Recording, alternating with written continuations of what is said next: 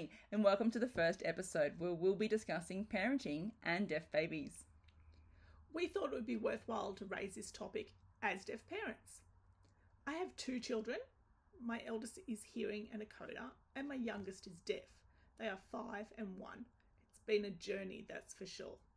I still feel like such a young mum. What about your kids, Hannah? I also have 2 babies, a 2-year-old and an 8-month-old, and they're both deaf. I still feel like I'm a new mum, and I acknowledge that this is such a different journey as a mother of deaf children. Yeah, I feel with my eldest, my coda, it was such a new experience and it was so interesting. I had to reflect on who I was, and I realised that the resources I was given were not aimed at deaf parents. So I felt I was a bit on my own on how I raised them. Very privileged that we were raising kids together. You with your first and me with my second, and they were both deaf. So many times we'd share stories of things we'd never thought of. When I look back at that time, I realise how much of the support available was only geared to hearing parents of deaf kids, not us. Hearing parents will always need support, and more of it because they don't get enough. But I feel like we were at the point where there was nothing for us at all as deaf parents of deaf kids. You and I have had a lot of back and forth about this, and we've Wait, what am I signing? Swap stories. I feel like even though I have deaf parents,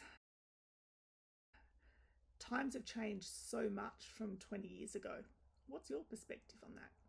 Yeah, so much has changed. So many things my parents did we can't do now because everything's different. The resources, the funding, some services have closed down. And we have the NDIS now. Right, NDIS was here before my kids were born, so they've had access since birth, but then you've got to learn to navigate the NDIS landscape too, and it's all new. There's so many different types of support, theories and resources available now. I've seen plenty of information aimed at hearing parents, which is great. But I haven't seen many resources for deaf parents, which is why I think it's good we're having these conversations here. For sure. So I've collated some questions, some from online and some we've put together. Some we've been asked directly and other questions we've seen asked around. So the first question is, well, I think it makes sense for us to start from the very beginning. How did you feel when your baby was born and you learned they were deaf? Tell us about your initial feelings. I guess I was the same as everyone. When I was pregnant, I tried to imagine what my baby would be like, and you can't predict the future. But I remember not long before giving birth, I was speculating with some folks in the deaf community. Will the baby be deaf or hearing? And this is such a uniquely deaf experience because hearing parents never think about that. So it was boy, girl, hearing, deaf, what do you think? After the birth, it was a real whirlwind, and the whole question of deaf or hearing completely went out of my mind. And in the moment, it just wasn't something I was conscious of. The next morning, they came with a trolley and said, we're going to test the baby. And I was like, oh, that's right. I've forgotten about that part. And that's when I started thinking again, will he be deaf or hearing? I didn't know. When they conducted the newborn hearing screening and I saw there was no response, that's when I realised my baby might be deaf. And that was a profound moment for me. I'm 3rd generation deaf. And now my son could be 4th generation of our family who's deaf. 1 month later, at the follow-up test, it was confirmed that he is deaf, and for me that instantly meant I had even more of a connection to my son. Honestly, it wouldn't have mattered either way, but he was deaf, and that really touched my heart in the moment. For my second child, my daughter, it was so funny because I was convinced she was hearing, and so were all of my friends. They all had hearing siblings. Only one of my friends had all deaf siblings, but everyone else had at least one hearing sibling. So I was convinced my second was going to be hearing. When she was born, it was the same as my first, just a whirlwind of a day. They should have done the screening the next day, but she was wide awake and I said, see, she's hearing and responding to everything. They came back the next day, and before you and other friends came to visit the hospital, I was convinced she was hearing. That's right. The way she made eye contact and looked around was just different from your first baby, and I thought for sure she was hearing. And both of you had hearing kids too, so, that made me even extra confident. I was so sure we were on the money. Even the night before, my wife was holding her and she was walking around shushing her as if she was hearing. And everyone, we were telling them to be quiet and not to wake the baby. We did none of that with our first. But this time we were really mindful with noise. So they did the test And it was the same woman as before who did the test for our son, and she remembered us. She was fiddling with the equipment, and that's when I started to get suspicious. My wife said, no, she's hearing, but they're just double checking. I wasn't sure. And again, there was no response, and we just looked at each other in disbelief. She's really deaf? Finding out that our second child was much more of a shock than the first time around. We had 2 deaf kids? What? Yeah, it's hard to believe. You think 1, yeah, that's possible. Right, the whole family, all 4 of us are deaf. My wife's family are all hearing, so we never even imagined we'd have a fully deaf family. Wow. It's just nice. Yeah, I was thinking about how we assume she was hearing, because one of the signs that can make you wonder if your baby is deaf is when they flop their head back. I've had conversations with many people, and they've experienced it with their deaf babies. When a baby's born deaf, they will commonly jolt their head back. They're not necessarily looking for anything. It's an intuitive thing that happens from day one. I did see your second baby do that movement, but maybe like once. Right? My first was always forcing his head back like that. Not as strong as some, but it was there. It took time to connect to him being deaf with that movement. For my second though, whoa, it was a deliberate movement. I remember once I walked away briefly to get something from the kitchen, and her head was instantly tilted all the way back to follow me. She was always looking. I don't have hearing kids, so I don't know what it's like, but I assume they might look around in response to sound. But for a deaf baby, their eyes just need to see what's happening, and she threw her head back to see where I'd gone, and my wife had to catch her. Seems to be such a common thing for deaf babies. My first child is a hearing coder, and she didn't do that. I can't remember that happening at all. She was always watching, but she would sleep through everything. For the first few months, I did think, maybe she's deaf. Maybe they got it wrong. She did pass the hearing test, and it's easier to fail the test than pass it. Wait, fail's not the right word there. More like not respond. So yeah, I was a bit unsure, but she is definitely able to hear. To this day, I can confirm, definitely hearing. Selectively though, right? Oh yeah, unfortunately. With my second child, my dad came to the hospital, and he knew she was deaf. She was alert. He saw how she moved her head back, all of that. He's raised 3 deaf kids himself, so it was obvious to him. It was interesting how deaf babies just have innate behaviour. The signs were all there, and we didn't need to wait to see how she responded to sound. If I think about the past, wow, the stories, I know of someone with a deaf family, but they weren't diagnosed until they were 1. Oh. The family had suspicions they were deaf, but it wasn't confirmed until they were 1, because of the technologies and the resources that were available back then. So it's really interesting how there's hardly any research about deaf newborns. Most of the research is from when they are 2 or 3 years old. Both our kids were diagnosed as deaf at only a month old. There just isn't enough research about that newborn stage. I did ask why they did a screening test and not just go straight to the ABR, and they said only 1% are referred for further testing. Not responsive, off you go straight away. Straight away. Right, it takes so long. It took a month to get the appointment. I remember with my first one, he was non-responsive, but that could mean anything. It could mean fluid, it could mean deafness, whatever. Nah, he is profoundly deaf. So we ran with it, and it's a really interesting process. Talking about the screening, it was quite a frustrating experience. With my first baby, there was an immediate response to the screening test. No issue, very straightforward. Then with my second, I had to go in 3 times just for the screening test, not even ABR. Same thing for me with my first. It's made me think about the tests. With my first child, the test was in the hospital, but with my second, my sister was in the room with us, so they thought that was a distraction for the baby. She was asleep, not moving or anything, but they thought having my sister there could have been distracting her. I don't really understand how no response can indicate that. I do understand if there was a distraction that could interfere, but she wasn't responding, so I don't know all the ins and outs of the process. But about that, it was funny. I remember with my second one, the first test was in the hospital and the second test was 1 week later, back at the hospital again. And I was holding her, they put the sensor pads on her, and then they held the receiver device. I was looking at it and I could see the waves on the screen. At the same time, my daughter was squirming. So I said, see, she's hearing. But when they said non-responsive, I was like, what? But I saw lines moving, and then they explained to me that the device would make a sound, and they were measuring the brain's response to the sound, not what she could hear, but how her brain was responding. That specific timing. Yeah, like when you clap near them, how does the brain respond? And that made me get it. Non-responsive could mean anything, not just deafness. But because we have a family history of deafness, we were referred to ABR testing, and that is a 3-hour test. Oh, yeah. There was so much waiting, I could barely stay awake. I had a newborn, I was breastfeeding, there was a lot going on. When I think about that, hang on, I'm going to go back to the screening first. It's interesting in terms of the waveform. I wonder if they said there was a distraction because there were too many waves to identify if she was responsive or not. Anyway, I had to go back 1 week later to do the same test. No issues, but they made me come back again.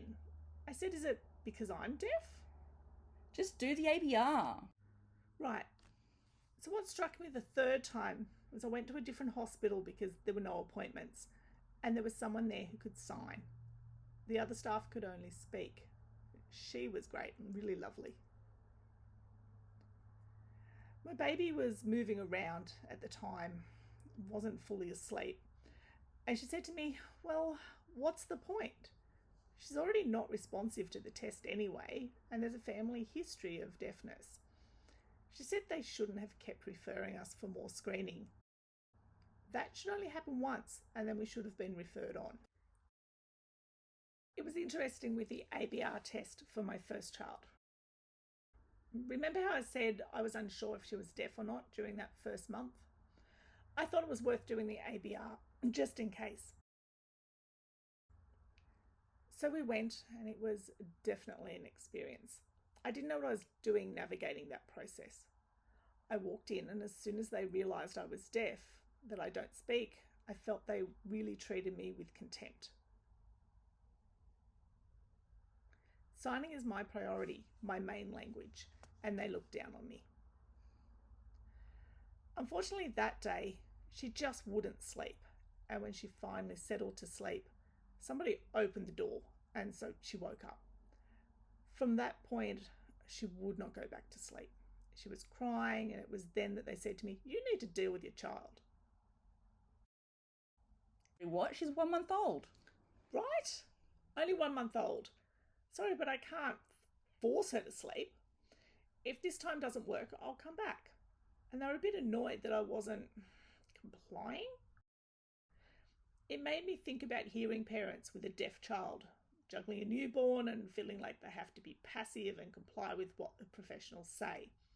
It was easier for me to say, this isn't right, but the attitude was a lot. Did you face those same attitudes? Yeah, it's all coming back to me now. It was very different with my second because she was my second deaf child, so I sat back more. And I had a better experience then because it was my second time around.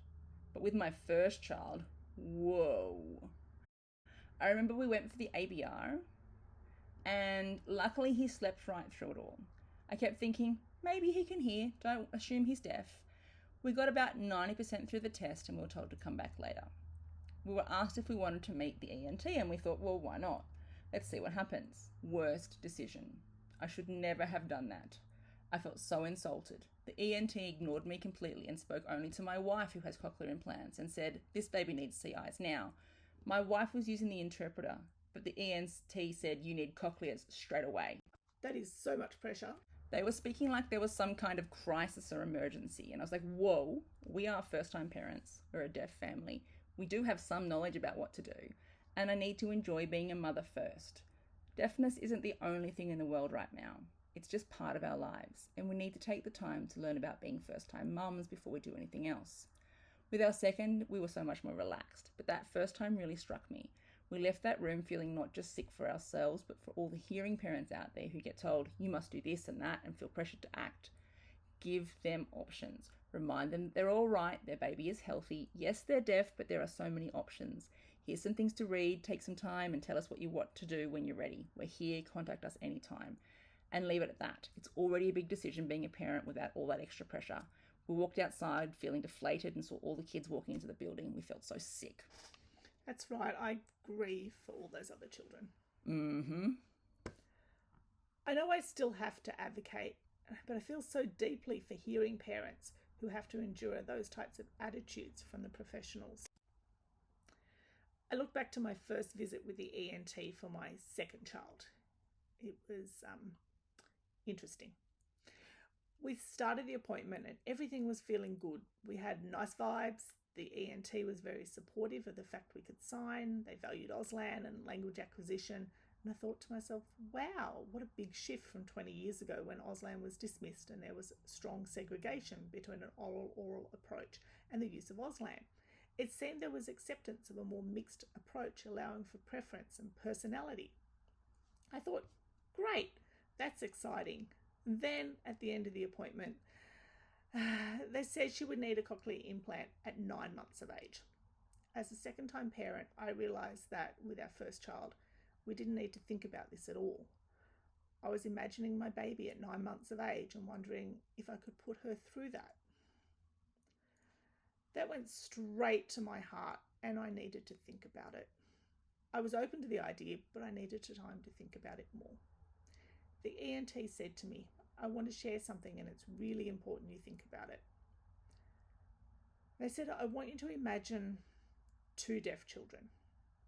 One has a CI at 9 months of age and the other much later, let's say 2 or 3 years old. Imagine those children are like seeds planted at their birth and the CI is like the water for the plants. If you water a seed soon after planting, it will germinate much quicker and will grow into a stronger and healthier plant. If you withhold water for a while, the seed will still germinate, but it will be weaker, delayed, and it won't grow into a strong, healthy plant that is green and full of nutrients. And that second plant will struggle to survive the changes in climate much more than the other plant, which will be flourishing. Oh, that makes me feel nauseous. It's funny because before we went in, I was ready to advocate the shit out of that appointment. But once I was in and thought everything was going well, and then it felt like it was just a Trojan horse. What a way to hit you.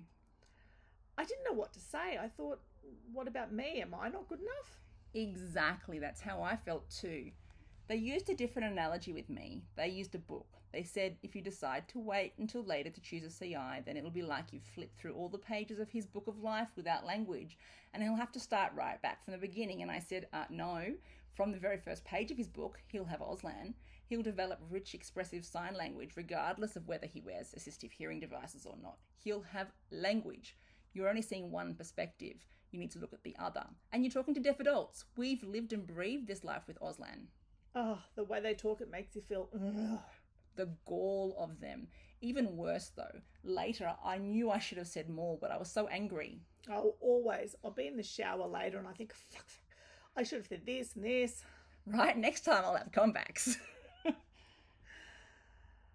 I feel like that was just the tip of the iceberg. Every time I leave an appointment, I'm not thinking about my daughter, but I'm thinking about all the hearing parents and how they would feel coming out of that exact appointment that I had as a deaf person. And that's why it's important, us taking the time to have these conversations so people know what it's like. Oh, it's fucked. I know. My thoughts are racing. I remember it all so clearly. It's funny with that ENT, I saw them again for another appointment. And after my first experience, I just went through the motions. The thing about that appointment was that not long after that, we'd started delving into the topic of theory of mind. The concept that language acquisition, whether you use CIs or hearing aids, they're just tools to support how we navigate through the world for the benefit of the hearing people. We don't use those devices to accommodate us. If the mind acquires language, that will support you to learn how to hear. How can you learn to hear if you don't have language? I agree 100%. I'm a strong believer in theory of mind. If a deaf child is confident, can understand the world around them and ask questions, if they don't, what more can I ask for? They can navigate this thing called life. I follow a person on social media who's written a PhD about theory of mind, and I've been reading some of her work. Oh, is that Kathy? No, Karen O'Reilly. Oh, that's right. Her writing is amazing. I've read so much of her work. I remember devouring everything I could before I gave birth. Like, it just made sense. Like, to really see how children respond and the language that they use shows their theory of mind. You can see how they unpack concepts, and it's not always true for spoken language, because some things there are missed. So it's really important that we develop that accessible language for the deaf child so they can understand and thrive. And that's all you can ask for. How you choose to then navigate the world is up to you. Like you were saying before, in that first 7 years of life, children absorb everything. The things my two kids absorb is astounding. Even the tiniest thing I do, they take it in. It makes me reflect on all the opportunities that exist for children to learn. And another thing, does language mean Auslan, or does it mean how you communicate? And a related question, do parents need to be fluent in Auslan to raise a deaf child? What do you think?